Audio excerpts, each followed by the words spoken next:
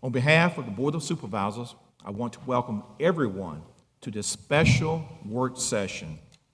I call the September 8th, 2021 Joint County Schools Work Session to order. This special evening is special because we're meeting together to discuss some very important topics for Chesterfield County and Chesterfield County schools. It's my hope that we will listen, discuss, and commit to working together to make Chesterfield a special place to live, work, and play. I want to thank the school board for being here tonight. Thank you, supervisors, as well, for being here tonight. And with that, I'll yield to Mr. Harter to call our school board to order.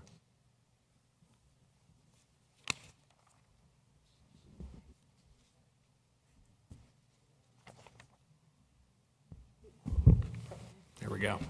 Well, thank you, Mr. Holland. Members of the Board of Supervisors, also thank you very much for taking the time to be here this evening. I would also like to call September 8th, 2021 Joint County and School Work Session to order. I would just like to echo Mr. Holland's remarks that we are here to really showcase our collaborative efforts that have been taking place over the last 20 months between both boards, and we're really at a good place, and we're very thankful for the cooperation that we've had between both boards. Thank you.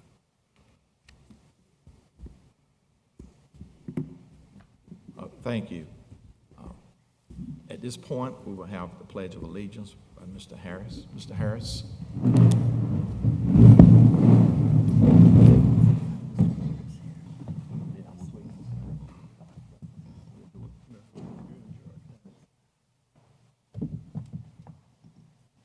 Pledge allegiance to the flag of the United States of America and to the republic for which it stands, one nation, under God, indivisible, with liberty and justice for all. Thank you, Mr. Harris. County Administrator and Superintendent's opening remarks, please. Thank you, Mr. Harder. We have a technology problem over here. First of all, thank you for being here tonight. It's exciting. And as Socrates says, the secret of change is not to focus on the past, but to take all your energy to focus on building a new future. And I think the announcements tonight, I would love to talk about the announcements, but I'm refrained because the excitement is building. But to the Board of Supervisors and the school board members, thank you, thank you, thank you. Over 3 years here now in Chesterfield, and I've just seen a tremendous bridge being built between the two organizations that benefits all of our residents of this county. And I think today's announcements are going to show the benefits not only to students and staff, but all residents, that the teamwork and cooperation that we have is going to build a better tomorrow for Chesterfield County.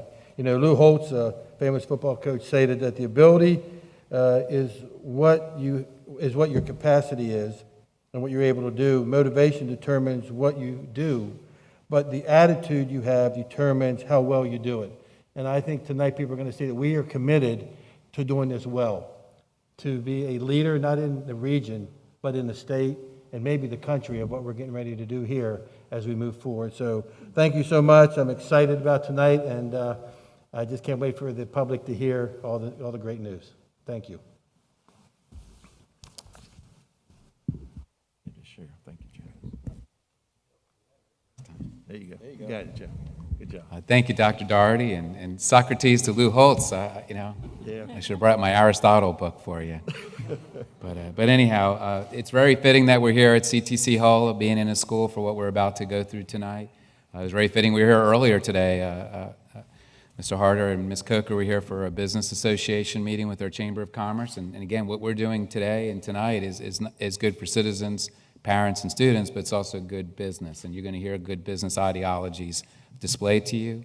You're going to hear the terms working together and collaborative like you've never heard before by the county and school staff that are before you. And while the visual may be unique that there are 10 people before you today in a setting, and it's not easy to logistically or legally to get all 10 of you together whenever we want to, it goes without saying that we have been working with many of you one-on-one, sometimes two at a time, to get you oriented to everything that we're doing. And much of what you're seeing here tonight was a culmination of, quite frankly, months of work.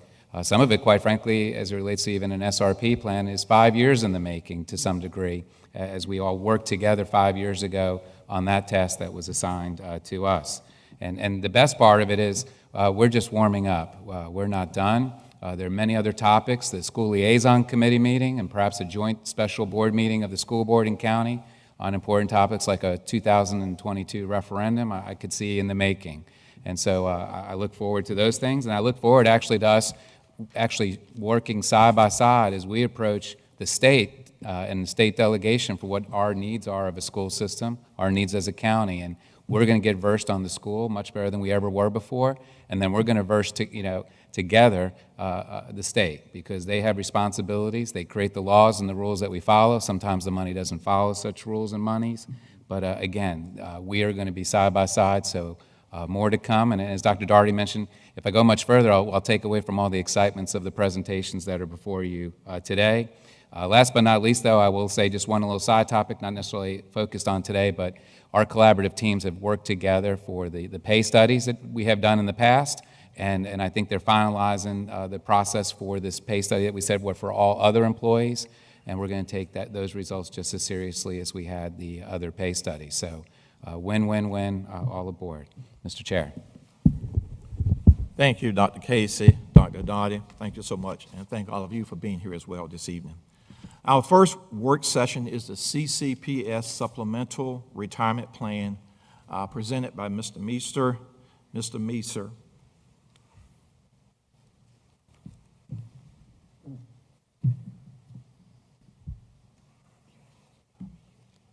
Members of the board, both of them, really thank you so much for the time to come here today and talk to you a little bit about the, thank you, there you go, Supplemental Retirement Plan. We are continuing to work closely with both the county staff and our third-party actuaries to finalize the valuation report for last fiscal year. As such, the figures we discussed today will be considered a draft, but I do not anticipate material changes, so we can take these pretty much at face value. So ensuring, as Dr. Casey mentioned, ensuring a well-funded SRP program has been a major priority of the schools for the last several years. And I'm happy to report that we continue to make excellent progress to that end. Our key metric to assess the program's financial health is something we refer to as our funding ratio, basically the value of the assets in the program over the expected liabilities. This year, we expect that ratio to increase to nearly 65%, up from about 46% last year. For a well-funded program, you would expect that ratio to be north of 80%. And when the ratio reaches ultimately 100%, we would expect to support the program nearly exclusively from the investment pool. As I will discuss, when we reach these 80 to 100% funded levels, we would be able to meaningfully reduce our annual contributions to the program, freeing up those resources for other school needs. Apologize for the small numbers on here, but if you squint, you can see how the fund performed over the last year. The liabilities, the top line, basically the expected payments we will need to make to our SRP-eligible retirees and employees stayed relatively flat last year at about $76 million, as the impacts of the new compensation program were largely offset by a reduction in the eligible participants. The assets, however, increased meaningfully from about $35 million, you can see, to about $49 million on the strength of our ongoing commitment to invest in the portfolio and strong investment returns over the last year. The combination of that flat liability and increased assets lead to that increased ratio to nearly 65%. I'll pause for a second on this page. This speaks to the 5-year-plus journey in this SRP program. It was only a few short years ago, 2016, when the funding ratio was below 20%, far, far from a well-funded program. Our continued prioritization of this funding, the SRP, has put us in a much better position today as we are rapidly approaching the 80% level where many of our funding requirements are reduced. Really quickly, when our funding levels are greater than that 80% line you saw, our policies enable a much lower contribution that are grounded ultimately in the actuarially determined contribution that will ensure a strong funded position. As our funding levels increase to even greater than 80%, the ongoing contributions would subsequently decrease even further. We started this journey back in 2016, once that trough of sub 20% funding ratio started. You can see significant investment levels of 15 million plus over that time. In the current fiscal year, we are anticipating a contribution of about 13.5 million from various school sources this current year. As we approach these higher funding levels, there is an opportunity to increase our one-time investment in the program to free up material dollars from our ongoing operations. If we were to make only the minimal contributions to the plan that the policy requires, we would reach that 80% level in 2024. That'd be okay, not good enough. However, a one-time investment this year of about 27 million would decrease our ongoing annual contribution materially and free up close to $11 million in ongoing operating funds that could be used for other school priorities. This is a great time to consider an investment to get that contribution and funded position up near that 100%. And at this time, I will pause for any questions from either of the board. Thank you. Questions, comments, supervisors, or school board members?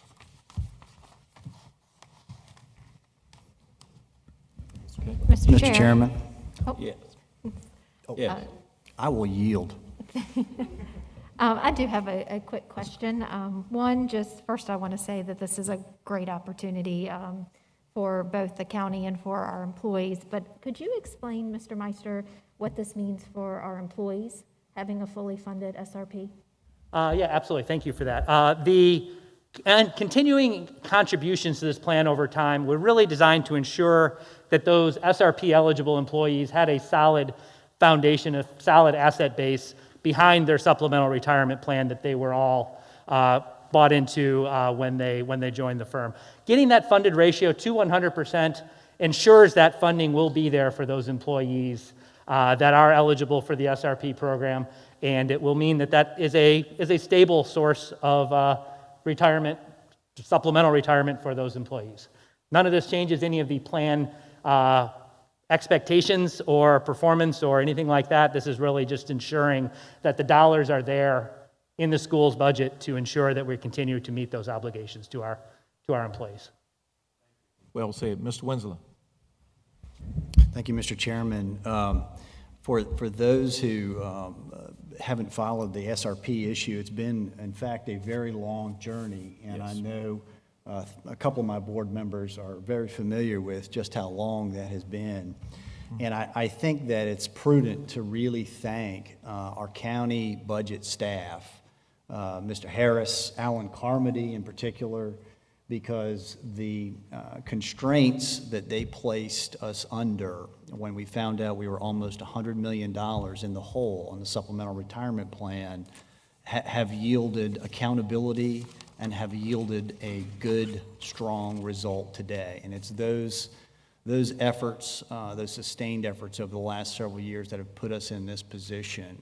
It's really remarkable to see in what was a severely unfunded liability that was going to impact the county's credit rating suddenly get turned around in this time frame.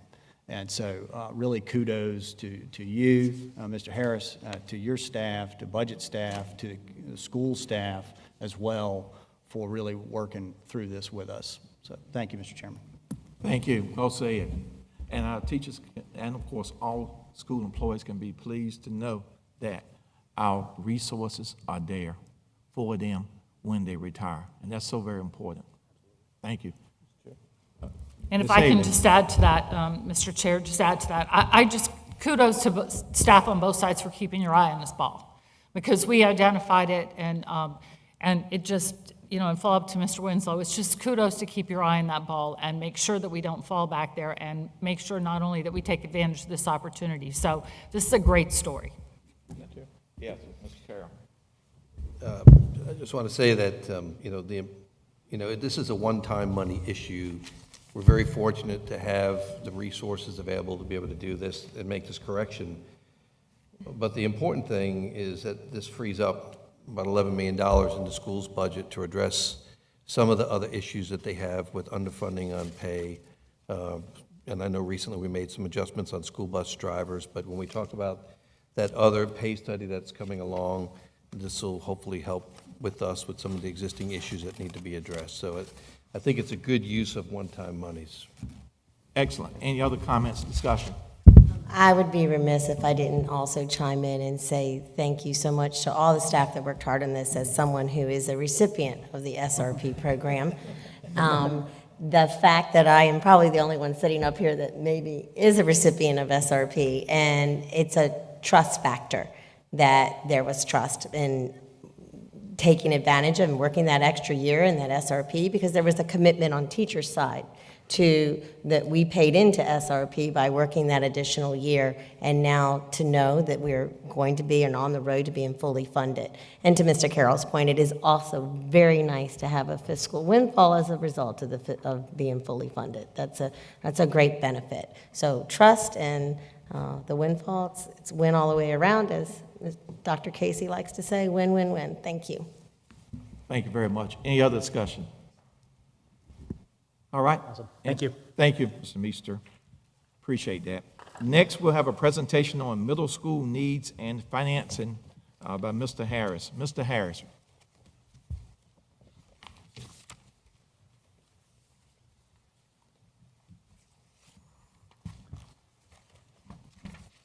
Good evening, members of the board. Both boards. Exciting opportunity. So I'm going to stitch together some of the comments that were just made and really follow up, pick up where Mr. Meister left as part of his presentation. So first and foremost, you heard him talk about being able to close off the liability associated with the SRP program. So the first question that kind of comes to mind is, okay, well, how are you able to do that? Why didn't you do it in previous years? And I think this chart here, we won't get into the super specifics, but I think you just get the general sense of the shape here that COVID was in a very strange period. We're still in it to a large degree, but one of the things we did not expect is the way that consumer spending would occur here in Chesterfield County. I think people staying home, working from home, staying closer to home, we saw a lot of those dollars we were able to capture here in Chesterfield County. So our sales tax receipts, that local option sales tax, was very, very strong. You can see on the far left-hand part of this, a good year-over-year percent change for us, 4 to 5%. We think we're doing really well. And you see there, over a year basically of double-digit increases as high as some months into the 20s.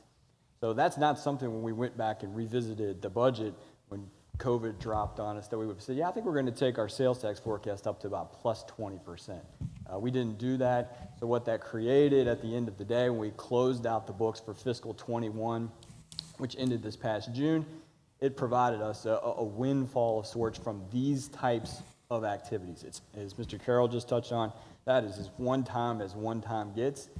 So we sat down with school staff, with all of you, and said, how can we invest these dollars to really provide an ongoing benefit with one-time money? So if you can do that, that's the holy grail of at least of our business. So that's what we set out to do. At the same time, COVID provided on that side, but COVID took away that we're all aware of and discussed at length. We're potentially looking at a referendum in early November, 45 days or so from now. We made the decision to postpone that at least 12 months. I think it was the right decision. Again, you couldn't anticipate this, and you couldn't anticipate just how well necessarily that Chesterfield fared, financially, economically, overall through the course of the referendum, or through the pandemic. So we postponed that referendum for 12 months.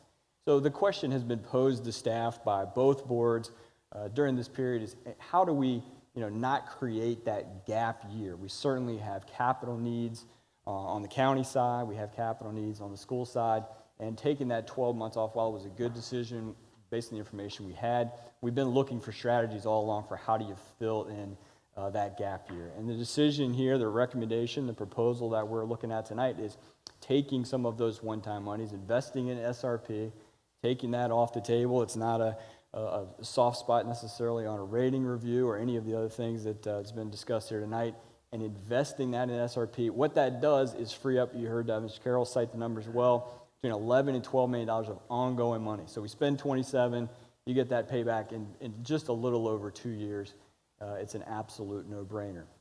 What we're able to do then is take the proposal, what we're really talking about is taking 7 out of roughly 7 out of that $11 to $12 million range and investing it in your capital program for debt service. That's an ongoing commitment of that $7 million, but it really sets you up well for the upcoming referendum and for sort of a gap financing that we're going to sketch out here in just 1 second.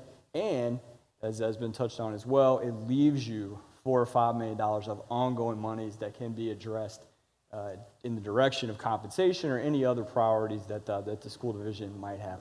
All of those monies will be there. They will be there as soon as we submit that payment, even in the current year, which will create some one-time monies this year. One-time monies that I know that Mr. Davis and some of the others will like to have as sort of a contingency against some of the construction pricing risks that we're all facing. So we recognize the specific financing that's before you of up to $130 million of debt may not be enough to cover both of the facilities that we're going to highlight in just a second, but just given that one simple example within your current year, there are a lot of other opportunities.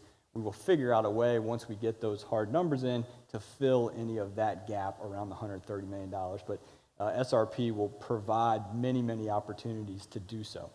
So that's really that slide in a nutshell. And again, catches us up on our referendum work. We're actually ahead of where we would have been through this, and you take SRP off the table. So what specifically are we talking about? Again, a Bpsa financing, this gap year financing of $130 million to support the construction of 2 facilities, and I'll touch on what those are in just a second. The good news is Bpsa is structured such that we can access the county's AAA bond ratings. This is not a notch below. We're not paying a premium necessarily to do it this way. Bpsa is set up in a very special way that allows us to access. That's really important. We always talk about the bond rating, but it doesn't necessarily do you any good if you can't access it, if you can't access that lowest cost of capital. And we're able to do that through Bpsa. We're able to go out as Chesterfield County alone and provide that out there. So that's really, really important. We have submitted an initial application just to kind of hold our place in line, but that does require from both boards at your normal business meetings in September a set of companion actions. The school board will basically pass a resolution or be presented with one of support of what we're talking about here tonight. It's received by the Board of Supervisors. They hold a public hearing. We are advertising for that currently. If that goes through, we submit that paperwork essentially back to Bpsa, and we're off and going. We've got a 6-month window in which to borrow that money, so it doesn't happen day one. There's still some design, some site work, some community access and discussion that we need to do. But it does open up that 6-month window. If we waited, we would be back into the spring in order to open up another 6-month window. So that's the timing of this is important. That's why we're looking at that. The board, as also another companion action, will initiate a rezoning at their meeting on the 22nd to some of the property that was recently purchased in the Upper Magnolia Green Track as a potential site for one of the schools that we're going to be talking about. I know Mr. Carroll is hoping to host a community meeting on this topic as well before that board meeting, maybe targeting about the 20th. We're working through those details. So tonight really isn't meant to be the alpha and omega of this topic, but just kind of get us started. We've got, again, 2 board meetings coming up, community meetings, and a public hearing on the 22nd. So I know the next question is going to be, so what does this mean for the referendum? Because this is certainly not the end of the capital needs list for the school division. The good news tonight, by freeing up this money from SRP, you are growing your referendum pie. We're not simply saying we're going to eat some of the pie sooner than we otherwise would have. We had talked about a $300 million package. We'll continue to refine that number. But this $130 million is additive onto that. So whatever we discussed last year, this just gets added onto that and sets you up for what should be a very nice package. The last bond referendum was originally sized at about $304 million. So you're considerably larger than what we set out to do last time. You've identified, as the Board of Supervisors has, kind of what that preliminary list of capital projects is. That'll be finalized in your upcoming CIP process, and I'm sure there'll be maybe another joint meeting in the works to discuss that as a collective package, and then that's approved in April, and then we're off and running. This time next year, we're probably going around and hitting the circuit to discuss everyone what that potential referendum looks like. So good news on the referendum front as well. So talk about the projects a little bit.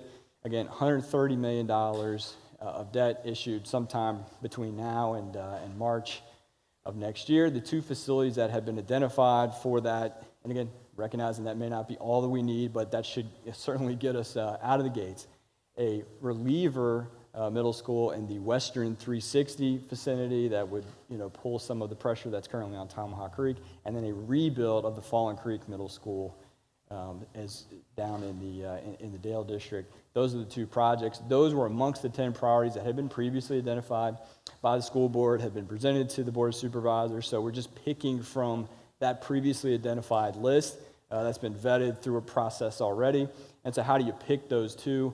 Well, if you take some of the elementary pressures that are largely being dealt with, I think now by the addition of the new elementary school in Western 360, these 2 schools are the most, feeling the most crowding from a student enrollment perspective. So, we look at that through our Stratus data and working with Josh and his team, and absolutely the data reinforces the selection of these 2 facilities amongst that group of 10 candidates that had been previously identified. So it's important that we follow a very logical process and that we are, following and reading and looking at the data that we have before us.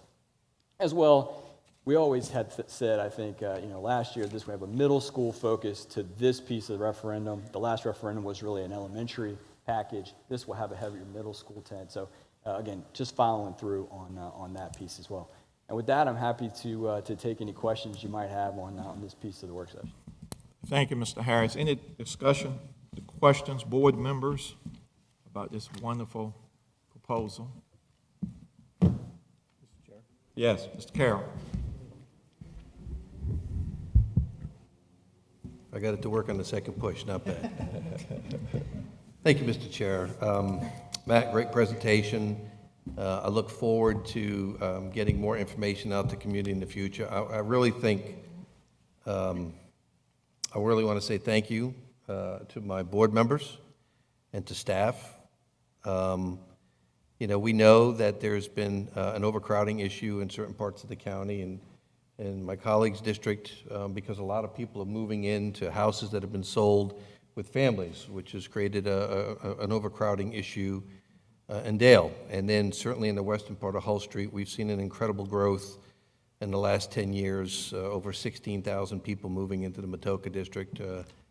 And so this project, this middle school, we've already been receiving information. I know Chris and I have gotten bombarded with parents who are sending us pictures of the overcrowding in Tomahawk and how that's affecting their children's ability to learn. I think that having the opportunity to accelerate this program and get a school built, 2 schools built in 2 years is going to be phenomenal. And I really think it's going to make a big difference for our communities. It's going to make a big difference for the quality of life for our students, for our teachers, and for our parents. And I think it's, there are needs everywhere across the county, no matter what district you're in. We all have different needs that we try to address. But by prioritizing this, again, I want to thank my other board members for working collaboratively with the school board to make this happen. And I can't wait for us to have the groundbreaking and for the kids to be able to get into these new schools. It's going to be fantastic. So thank you, Mr. Chair. Thank you. Other comments, discussions? Yes, Ms. Hayden. And if I could just add to that, I know, we've all been parents and we get it when our kids are in school, and the impatience of, feeling like it's not coming on the timeline you want this to come. But I hope the message that our community hears tonight is that you've got 10 elected officials sitting here saying, we're listening. We're listening, and we're not only listening, but we're absolutely responding, and we have a plan.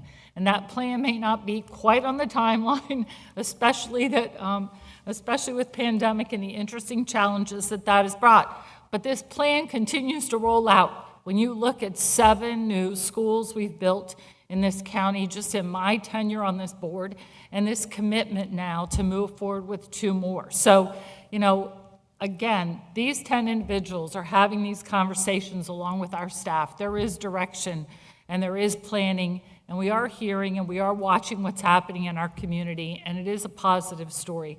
It's a very positive story. And we're not done. This is just the step you're hearing about now. And there are continue and will continue to be plans. So we're taking all of this into note. And I just have to say thanks to the community for always being understanding when we come out with these conversations. We can't always tell you what we're thinking and what's going on, but we know behind the scenes that those plans are in place, and you will continue to hear good stories coming out of Chesterfield. Excellent, excellent. Other comments, discussion? Mr. Yes. I guess one question and then a couple comments. First, I guess I'm thrilled that both boards have managed to not go with the political win for one district, but what is best for the whole county. And I think that in today's day and age, that is should be celebrated. I did want to ask if the 360 West Middle School could provide future relief to some of the development that is occurring in the Midlothian Middle School area, because my understanding is that it would be able to do that. If staff wanted to answer that question. Currently, right now, Midlothian Middle School is not at full capacity. However, anytime that we have the opportunity to open a brand new school, we would be adjusting some of the boundary lines, and there would be a domino effect that could have an impact on high growth areas like Midlothian Village and some of the other areas. One of the projects that we didn't talk about that is on the list of projects that are considered for the near future is a replacement of a 100-year-old building at Midlothian Middle School. And Mr. Harris alluded to earlier that our last bond referendum was very much focused on elementary school projects and concluding a lot of those long overdue replacements and a couple of growth projects as well that we were able to fund outside of the bond referendum through good county management of funds. This next bond referendum will have some themes that look a lot more towards the secondary school and how we might address some of our middle school and high school needs in a more deliberate way. Yes.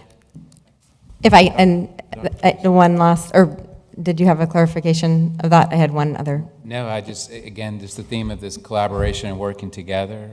Next month is October, and that's really the kickoff of our capital planning traditional exercises. And again, I think just, again, what Mr. Harris referenced with that additional capacity, you know, because this $130 million would have consumed almost half of your capacity. So we're starting tomorrow morning with this concurrence that I'm sensing we're getting tonight. We're going to be working hard, not just, it's really the whole county. And this Stratus tool that was referenced by Mr. Harris is really a joint product and joint wisdom that's going to help direct where we can go and when we can go in different places, together with Mr. Davis and all the ways in which he's analyzed different facilities and what might be the needs of the facilities, and our respect of the school board for what may be buildings that are inefficient in the way that you need to educate a child in the year 2021. So all of those variables are coming together in the next month or so as we start the capital planning exercise, because we want together to have all 10 of you, I want to personally, you know, a few months from now, on the same page for what can be a deliberative 2022 referendum. Thank you, Doctor. Other comments, discussion? Yeah, I just wanted to I had one question, then a comment. I look forward to that collaboration, and I have a feeling we'll get on the same page. I guess I just also wanted to mention, because we have a member of the Citizen Budget Advisory Committee here tonight, so in that spirit of, I know both boards work very hard to listen to their constituents, and for the school board, that includes a number of advisory committees from audit and finance, et cetera. And they have long pushed us to address growth with buildings and not trailers. And I feel that tonight's move and the issuance of the VSPA bond is really saying we have heard you, and going forward, we will address growth with buildings and not trailers. So it feels good to say both boards have heard you. So thank you to CVAC. Thank you. Mr. Winslow. Mr. Chairman, just to address the trailers, I don't think anyone wants our kids to be in trailers, but I think what you could say very clearly is that we have decreased the use of trailers very significantly in Chesterfield County over the last 5 years. And so I think it's important to acknowledge that that is an accomplishment for both boards, and that's something that we're keeping our eyeball on. And as for Tomahawk Creek Middle, I know our teachers and staff and students and families there have been very interested in when the reliever school is going to be built, and this is a school that affects 3 districts. And so we are, and I know my colleague on the school board feels the same way. We're ready to go. Put us in, coach. We'll get the building up. We'll try to get it sized appropriately out there, and hopefully provide relief at Tomahawk for years and years to come. So, Thank you, Mr. Winslow. Mr. Carroll. Just one last comment, Mr. Chair. Thank you. The other thing about the site, which we haven't talked about, and we'll be talking about more closely in the future, is that what we've identified is a 150-acre plus site in Upper Magnolia that can also be the future site of an elementary school, a high school if necessary, and even a public library. And so the purchase that this board made last year, when we purchased Upper Magnolia, for just the value of the land that we needed for the schools, we're getting our money back. Just for what our ability will be to put a good school campus in. And this is a unique opportunity because for once the infrastructure will actually be fixed before the schools are in place. Otterdale Road's improvements will be done and in place. Those bridges will be in, those roads will be widened. We won't have to worry about the narrow roads, winding roads, flooding roads. We actually have all that in place prior to the school going in. How about that? Infrastructure first before we do the schools. That's amazing, in my opinion. Thank you. Any Mr. other Chair, comments? Yes. on Yes, school officials. as your colleague in the Dale District and the representative of the Dale District where Falling Creek Middle School resides, I'm just thrilled about this project for our students and our families in that community. Now is the right time to replace Falling Creek Middle School, to give those students and those families their 21st century building, and to give them the space and to get out of the trailers that have been mentioned here, which are prevalent at Falling Creek currently. And so I know that I share Mr. Holland's excitement as well, and cannot wait to be at the groundbreaking and the ribbon cutting of this brand-new building. Yes, Ms. Bailey. I'm so excited. Me too. And of course, you're absolutely right, and it's well needed and deserved at Falling Creek Middle School, and certainly I thank each member of this board and our staffs for their collective wisdom in this outstanding presentation relative to this, because this is moving faster than we had anticipated and or planned. So I think this should be highly commended. And certainly all those who are watching us by Facebook and TV, I know you're excited as well. So thank you for tuning in. And it really goes toward the ingenuity, the wisdom and knowledge of a county that's well planned and well run. Other comments? Thank you, relative to Mr. Holland. this issue? I would just like to echo what most people have said up here already, but I'd also like to bring you, everyone on both boards, a thank you from our community, from our teachers, from our building administrators, that this replacement school at Falling Creek and also being able to put a new middle school in the 360 West corridor is really going to open up a lot of opportunities, and it's also going to help us address future growth in those areas. So I just want to give you guys a sincere thank you from the bottom of my heart, and I know that from the rest of the board for working with us on this. This is something that we have needed, and we spoke up and you listened. And for that, I really do commend the work that we've done, so thank you. Thank you as well. Thank you, Mr. Harris. Seeing no other discussion points, now we'll have an update on the turf field initiative. Mr. Davis.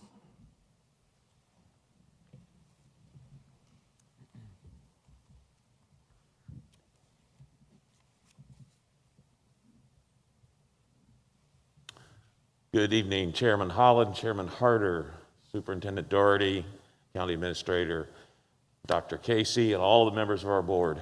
This is an exciting evening. Can't wait to do those construction projects, but we've got a little more icing for the cake this evening. We want to talk a bit about synthetic turf fields, their potential.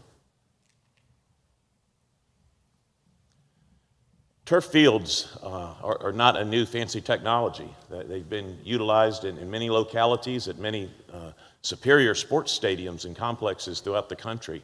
Lots of benefits here. I'm not going to belabor each of them, but most of these have to do with efficiency of a facility, the ability to use it in almost all weather conditions, reduced expenses, fewer injuries, less time to set up for events.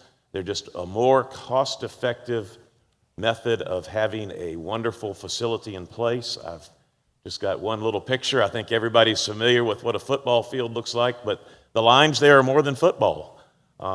Soccer and lacrosse and other events can be held on these fields, and we're excited about the possibility of bringing them to Chesterfield County. In addition to those benefits, let's talk a little about where they might go. Every one of our high schools will benefit from this. We're going to start, after conversations between the boards, with our two schools of greatest need, Monacan and L.C. Byrd, but others will follow within rapid succession based on budget deliberations. It shouldn't take many years to complete all of these projects at a cost of about $2 million per field. One of the more pleasant intergovernmental activities recently has been to develop an MOA for these facilities. Very easy to get together with our colleagues in Parks and Recreation, together with our county leadership and now your board members to understand that we've got an MOE in place, because it's going to be more than high school athletics. They'll get that first priority to make sure that those varsity games are taking place, and they will be postponed less frequently. But boy, what an opportunity for community use to include major tournaments and sports tourism that we can bring here to Chesterfield County, and it'll be seen as a place that people want to come to participate in sports events and enjoy all of the attributes and values that we have in the county. So be happy to answer any questions. There's other folks that actually probably know a little bit more about how we're going to get this done, but another exciting opportunity for both boards to move forward and have some more world-class facilities here in the county. Thank you, Mr. Davis. Any comments, discussion? Board members? Yes. Ms. Heffer. Yes, there we go. Good job. First try. Mr. Davis, so my question would be, what is the timeline from when this would be approved? What's the installation timeline look like? We believe that we could start in the spring and summer to be ready for next fall for these first two. And then again, it would be based on your budget deliberations, how many we would want to bite off in subsequent years. I believe we'll find those resources amongst the two boards. So let's not raise our hands and make a promise that it's going to be 2 years or 4 years, but I would guess it would be somewhere in that range. Well, I just have to say, I have many opportunities to be on the field at Monacan. I am the proud parent of 2 marching chiefs, and I look forward, I know that the whole community looks forward to being able to utilize that new resource. When I was out there this spring, for our fall sports, when we had football in the spring, I was talking to the athletic director at Monacan, Danny Parsons, who I still call Coach Parsons. So I was talking to Coach, and he was explaining to me how the field needed to be recrowned, that this was an expense that he had been saving for with athletic booster money, that these expenses, the expense of maintaining a grass field is almost cost prohibitive for a high school sports team. And to have this available for all of our students across the county is a tremendous commitment, I think demonstrates a tremendous commitment to equity and equitable access to the resources that all of our kids deserve. Amazing athletic facilities, amazing schools, and I appreciate the cooperation between our boards to make this a priority. Thank you. Other questions, comments? No, just a comment that the phrase that sometimes you have to spend money to make money is sounding in my head right now, because I do feel like that this is a sports tourism windfall for us, that these fields will pay for themselves in a short amount of time with the sports tourism. As a mother of a high school athlete who traveled all up and down the East Coast, I know those travel teams seek out these turf fields because there's nothing worse than getting a whole team to travel to an out-of-town tournament to get rained out because there's too much water on the field or something like that. So those fields will pay for themselves in no time with our sports tourism, and that will have a ripple effect through our community with our hotels and our restaurants, and it's just going to be a win-win again, Dr. Casey. Thank you very much. Other comments? You bring up a good point, Ms. Bailey, and that is, these are all weather fields, and it really has the capacity to change a football program at every one of these schools. And of course, we get these first two done. I think they go well. The intent would be to get all of our high school fields turfed, and I think you have to wear. I'm not a doctor, and I don't play one on TV, but I think you have to wear, particular cleats and things. You have to be very mindful of what what you're wearing in terms of safety out there. But I think that all in all, this will be a real win for our county's high school programs and other programs who are going to use these fields as well. So it's fantastic. Excellent. Dr. Casey. If I could just add to Mr. Davis's good presentation, just a couple of things to help even set more of the context to this. One is the quality of the turf for football is a standard that's softer than what is even at River City. So again, these are going to be the best fields around. Each school can in essence create its own moniker that's permanent in the middle of the field, and that's again something for the schools to go through. But there's a lot of pride when you can paint something in the middle. Right now, whatever you paint, you have to keep repainting it. As I said, the lining of the fields for all the different sports that can be played saves the labor and maintenance that is then needed, and the accuracy sometimes. I've been part of refereeing events where someone's debated whether the lines are in the same spot that they were last time. And having said that is eliminated. Last but not least is, again, I've done this before elsewhere where you've gone through it. So those other schools, again, we might start the conversation in October with you, but they could easily be packaged together as part of the referendum. The reason of picking these two fields, was met with the needs of the schools, but it's also we just need to practice too and just get this process down right, get the procurement down right. This shared services, very unique agreement. Again, we have to keep saying it. Local government and schools, they're not doing what we're doing here tonight. They're not going through this list of items. Any one of these events on its own that we're talking about would be worthy of its own meeting or press conference.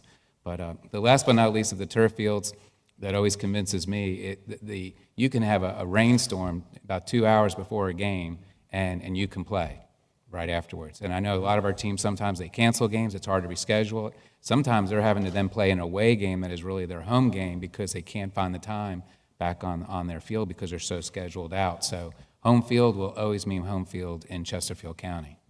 Thank you, Dr. Casey. Other comments, discussion? Mr. Carroll. Just to add too, and I think it's important for the people that are perhaps watching at home, if you have questions about what the fields are, feel free to reach out to us, feel free to reach out to the schools to get that information. One of the things I think that I remember talking with someone who was a coach is that these fields are a little bit softer. And so the impact on children that are playing these sports, we may reduce the type of injuries that they're getting because it's not a harder hit when you hit the ground. And so it is a tremendous investment, but I think that if we prevent one child from getting hurt while playing some athletic sports, then it's worth the money. And in the long term, I think it's important for the community to know that these things last a long time. And we would put in a maintenance schedule over time to make sure that we keep them up. And so there's a lot of information about this, and you'll be able to reach out and get that for those, because I know there's 600 plus people watching at home that may have questions about this. Thank you. Excellent. Other discussion points, comments? I guess I just want to say, Dr. Casey, love your idea of adding this to the bond referendum. As a James River and Midlothian High School representative, I have a feeling everyone's going, yes. So, thank you. Oh, thank you. Thank you, Mr. Davis. We appreciate your presentation. A great investment for Chesterfield County and Chesterfield County Public Schools. Next, we have an update on Spring Rock Glen, CCPS offices, and CTC at whole by Mr. Harris. Mr. Harris. Yeah, I'm in tag team this one with, with Dr. Taylor, but just want to get started. And just before we get into this, just a quick procedural note since this is a board meeting. No action requested as part of that last item. The funding source there would be also sort of that one-time surplus on the county side. So that's a October, November action. Tonight, just the spirit of collaboration and sort of that ongoing theme, we thought we would raise that. There's also no necessary action requested here, no immediate action on this topic, but again, it fits the overall theme in terms of the organizations working together very closely. What you see here on the right-hand side, this is a rendering of a potential layout for the Spring Rock Green parcel that the Board of Supervisors purchased recently at one of their board meetings. This is directly north of the old Cloverleaf Mall property where the county went in and facilitated that redevelopment and looking to extend that momentum across Midlothian Turnpike onto this property. Why is that being discussed here tonight with you all? Well, again, looking for those win-win opportunities, and the win-win here specifically is a way for us to utilize and maximize our facilities in a more efficient way, specifically as relates to schools.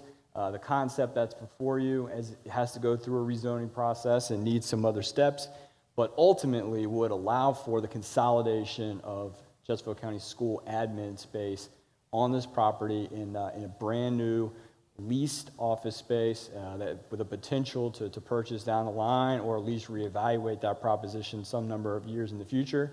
But it would take the administrative pieces out of this building where we stand tonight, as well as the admin on the campus at the courthouse, consolidate them here.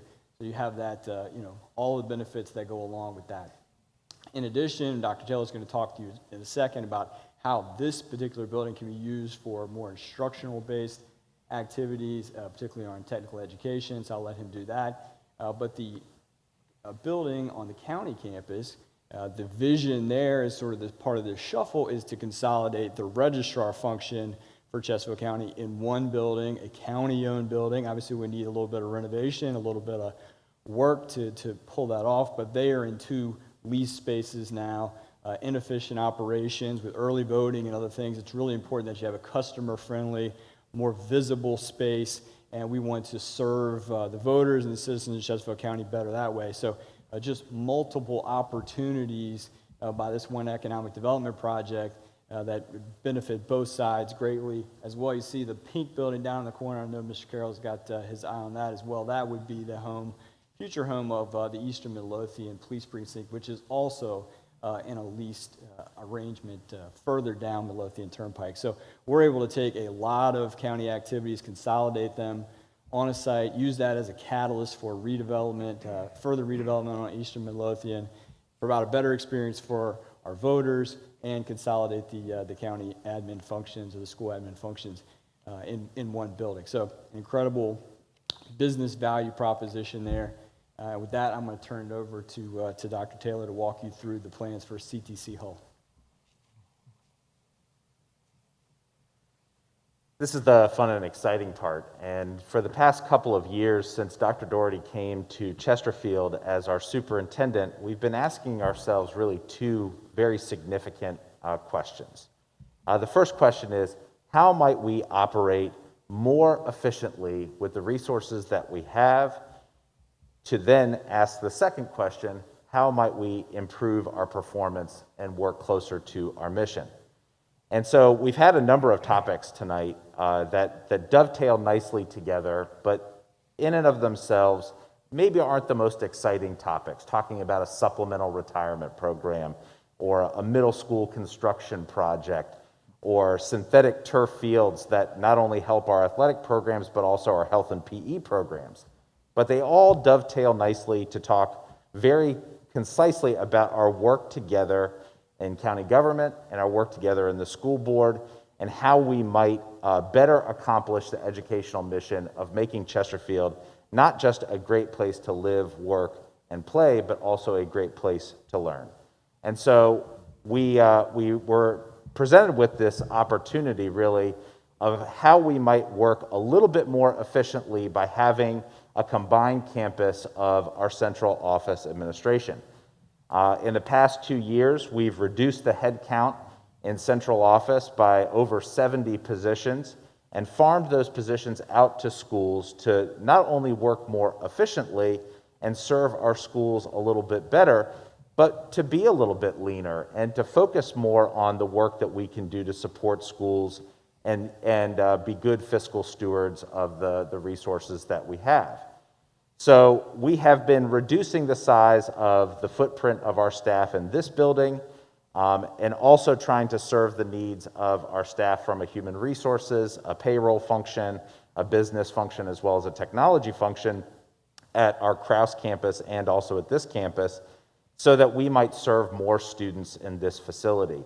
And so this opportunity, although it wasn't at the top of our list in terms of priorities for construction, because we always defer to new school or replacement school construction opportunities first, this did, in terms of timing, provide us an opportunity to create more seats at the high school level, which is needed, and expand our programmatic footprint in some of the areas that are really, really exciting in a great facility, in a great location, right here at CTC at Hall. And so I want to draw your attention to a couple of big numbers up there. We currently are serving just about 1,700 students right now in our career and technical education program, and that encompasses about 34 different career pathways that students can take. We match our career pathways to the economic footprint of the region, so we are trying to supply the region with job candidates that match what we need in the Metro Richmond area and in Chesterfield directly. So our work has a direct economic impact right here in Chesterfield. We are hoping to expand that to more innovative opportunities and to more students. And by having some of the central office staff pulled out of this facility and combined, not only will that make us more efficient, it will also give us more opportunity. So we've been taking a look at what some of these programmatic opportunities might look like, and we have a number of these career pathways. Some of these you've heard of before, some of these are brand new. One of the ones that is really exciting to us is looking at power and energy as a potential area for us to explore, and our kids are really excited about this and have expressed an interest in exploring this topic. But also just looking at the footprint of this space and where we could take a look at the upstairs level where we currently have office space and how we might reimagine that office space to serve more students in a very different way with this very innovative space at a very low cost of renovation. So some pretty exciting components there, and even downstairs, how we might also expand some of the work that we are doing here to more students and in more unique ways than we have. And you can see in the upper right-hand corner, this is where you are right now on the stage. And right behind this, we have a television studio and some television equipment that could be expanded to audiovisual and telecommunications. And there's also some classroom space there. Some really exciting opportunities, and there's also some other locations within this facility to expand even further. But the transformation of this space, this old Clover Hill High School location, into a center for innovation with high-impact STEM and high-impact career and technical education programs is a dream come true and something that we've been excited about for quite a long time, and it also frees up some capacity with some additional high school seats. So that's where we are today. And we'll pause for any questions that either board might have at this time. Great comments. Discussion, comments, board members. This is truly exciting news. Mr. Chairman? Yes. Mr. Winslow. Sorry. I just want to say how happy this makes me. I have wanted this for so long, and we obviously have so many needs in not only Chesterfield or in the Richmond region, but in Virginia for jobs that are currently going unfilled because of a lack of skill sets. And these programs are so valuable to so many kids who aren't going to go to Virginia Tech or who aren't going to go to JMU. They want to go to work.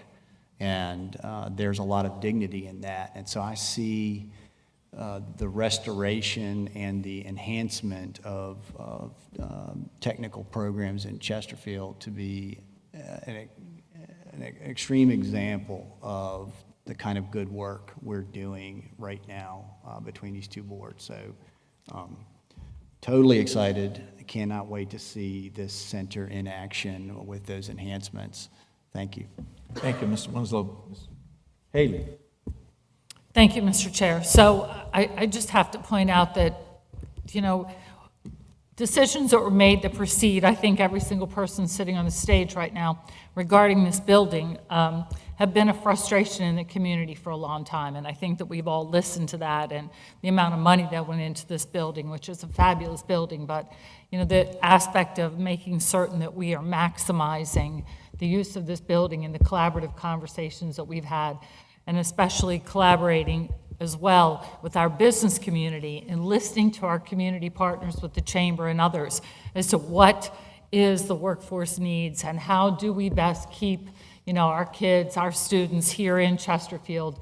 And so all of this is just a great story. I mean, it sounds like we're just shuffling chairs around and we're pushing, but it's just a really great story, you know, to collaborate or to add on to what Mr. Winslow said. And again, just we are listening to the community and how these resources that belong to the community can best be used to serve our citizens and our kids. And so, you know, I commend our school board for coming forward too and saying, look, you know, we're open-minded here, help us out. And the work that we collaboratively have done with these opportunities is really, really exciting. So stay tuned, folks. Thank you. Thank you. Excellent. Other comments? Yes. Mr. Chair. Yes. I've been reserved in my remarks tonight. I wanted to wait till the end, but I want to go back to where we started and thank everybody on both sides of this stage.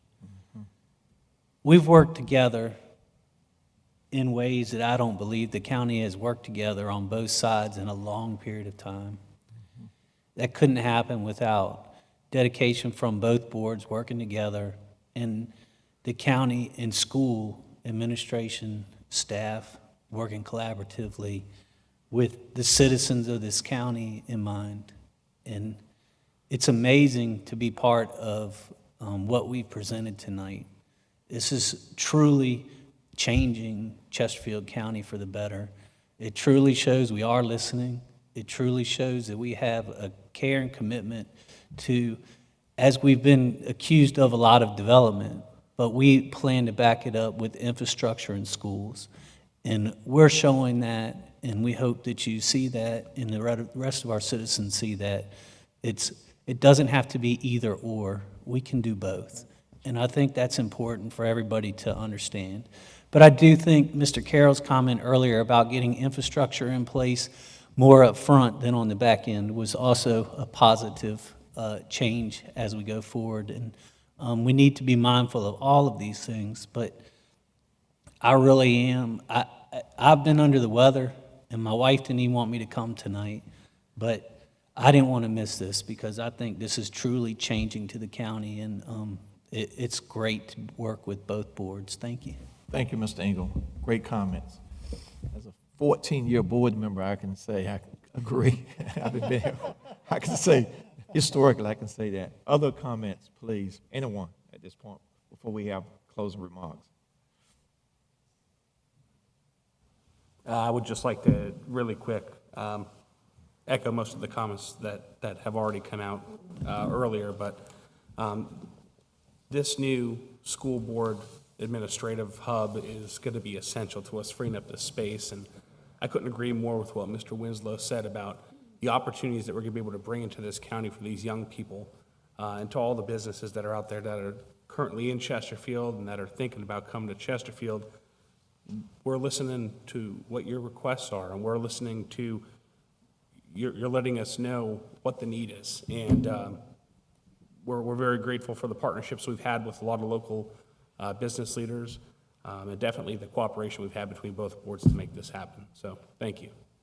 Thank you very much. Other comments? Okay, now we'll have closing remarks. Any other comments from other board members?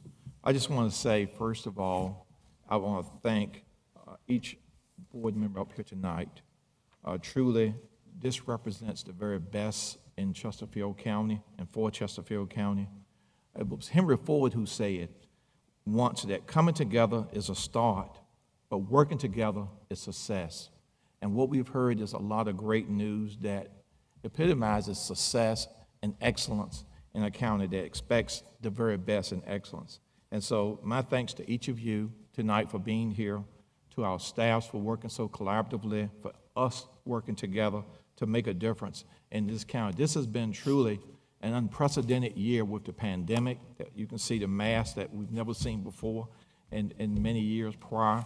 But what we have seen is unprecedented success.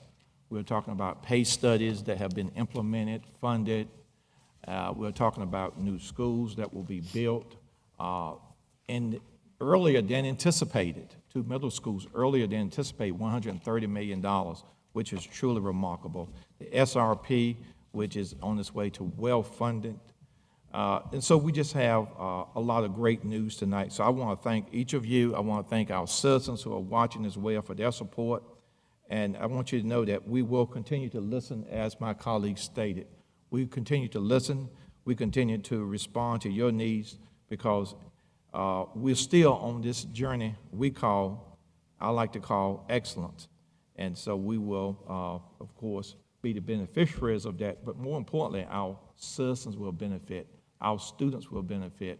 And I thank you all for your hard work and great work. And of course, Mr. Harder, if you'd like to make a closing remark at this time, sir. Thank you, Mr. Holland. I think Dr. Casey said it best earlier that all 4 things that were discussed tonight, any one of them in itself would have been a major story. And it would have really been a major achievement. But we've been able to come together and tonight be able to deliver on 4 really incredible projects that are going to happen here that are really going to pay dividends to our county.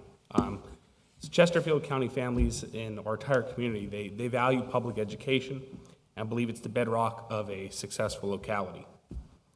Chesterfield is known for having high-achieving, forward-thinking schools and a school system that works right and works for the students.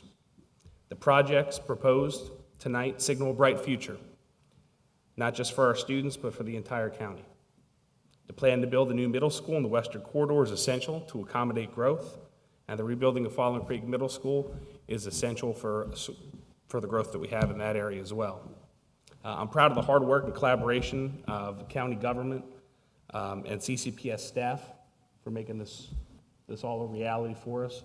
I'm also proud of the collaboration and teamwork that has occurred between the school board and the Board of Supervisors. Mr. Engel said it perfectly before. I'm not sure that this type of collaboration ever happened before, but when we do come together, we see the positive changes that we could really have on our community. So I do just want to say thank you, and Thank you very much. Is there any further business to come before this board members? Hearing done, may I have a motion to adjourn this evening? It's been moved and properly second. Madam Clerk, would you call the roll of the board? Aye. Aye. Aye. Aye. Thanks. We are adjourned, board members. school board members, is there any further business? We also need to make a motion to adjourn. Okay, Mr. Clerk, would you please call roll on the motion? Debbie Bailey? Aye. Catherine Haynes? Aye. Ann Coker? Brian Harder? Aye. The motion carries. The September 8th, 2021 Joint County and Schools Work Session is adjourned.